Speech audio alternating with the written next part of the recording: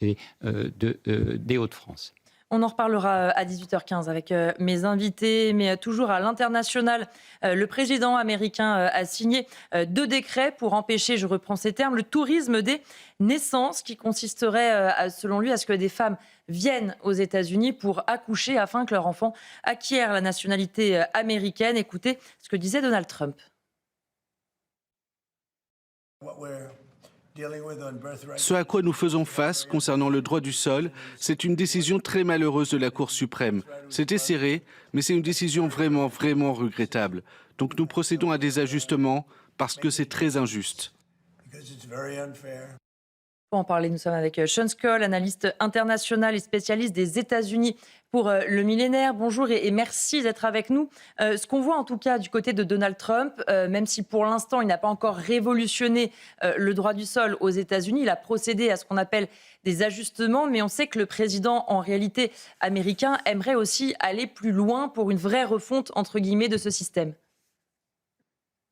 Oui, bien sûr. Alors, la lutte contre l'immigration c'est une partie intégrante de son projet MAGA, de son projet idéologique et en voulant restreindre ce droit du sol, en fait, Trump s'attaque, maintenant au levier légal de l'immigration aux États-Unis, après avoir renforcé les contrôles à la frontière et avoir donné plus de moyens à ICE. C'est maintenant au levier légal qui s'attaque, et donc l'argument de Trump, en fait, et de son administration, c'est que, le droit du sol aux États-Unis, il est aujourd'hui anachronique. Le 14e amendement, qui est l'amendement qui stipule que toute personne née aux États-Unis, hem, est américaine, a été mis en place en 1868, au lendemain de la guerre de sécession, pour régulariser les enfants d'esclaves. Et eux, aujourd'hui, l'administration Trump argumente que celle-ci est anachronique parce que dans un monde aujourd'hui ouvert, vous avez un monde qui est mondialisé, vous avez des flux de population, vous avez 8 milliards d'habitants qui sont à quelques heures de vol des États-Unis d'Amérique, où une personne peut arriver et donner naissance sur le territoire et l'enfant est donc automatiquement américaine, est une lecture en fait trop généreuse de ce droit du sol selon l'administration de Trump, et eux estiment qu'elle n'a plus lieu d'être. Et vous avez eu des études qui expliquent en fait l'envergure de ce que Trump appelle le tourisme des naissances. Vous avez entre 2016 et 2017 20 à 25 000 mères qui auraient donné naissance à des enfants sur le territoire américain. Et le Pew Research Center rapporte en 2023 que c'est un total de 320 000 naissances sur cette année, qui serait le résultat de mères en situation irrégulière ou sous un statut légal temporaire.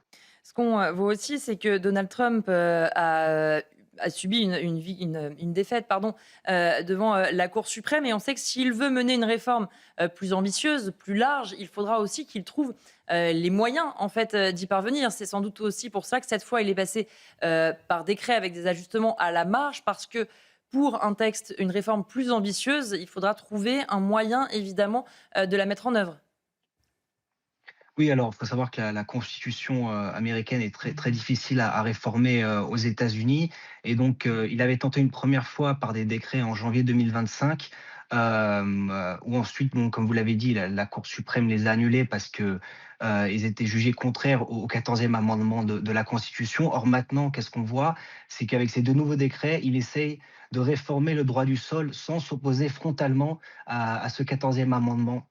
Donc il y a un premier décret qui vise à refuser l'entrée sur le territoire américain des personnes qui se livrent au birth tourism, donc c'est ce fameux tourisme de naissance à des fins commerciales. Et le deuxième décret vise à limiter l'entrée sur le territoire, et également de donner, enfin qu'une naissance soit inéligible de personnes ou de ressortissants étrangers faisant du lobbying pour le compte de gouvernements étrangers. Donc, par exemple, des parents qui seraient terroristes, s'ils donnent naissance à un enfant sur le territoire américain, cet enfant ne pourrait pas devenir américain.